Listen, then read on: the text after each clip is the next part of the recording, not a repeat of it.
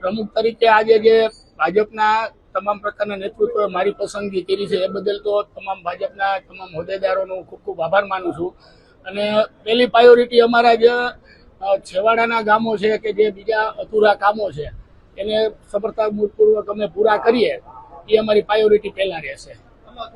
એ મારા ધ્યાનમાં આવે જ્યારે અમે પ્રમુખ પદે હજી આજે તો મારી ઉમેદવારી થઈ છે એટલે કાલે જે સત્તાવાર તરીકે પ્રમુખ તરીકે હું ચૂંટાઈશ એ પછી આ જે કાંઈ હશે એની વ્યવસ્થિત રીતે તપાસ કરીને તપાસ સમિતિમાં જે કાંઈ હશે ને એ બધું અમે કરાવશું એ 100%. કારણ કે મારા ધ્યાનમાં હજી આ નથી. કરાવશું ચોક્કસ. ના ચોક્કસ એની તટસ્થ તપાસ થાય એટલે જે હશે એ તમને અમે વ્યવસ્થા કરાવશું. પ્રાયોરિટીમાં તો એક તો આ ભવન તો અમારું અત્યારે લગભગ 36 કે 37 કરોડના ખર્ચે અત્યારે ચાલુ થઈ ગયું છે અને સંપૂર્ણ 1 વર્ષમાં પૂરું પણ થઈ જશે.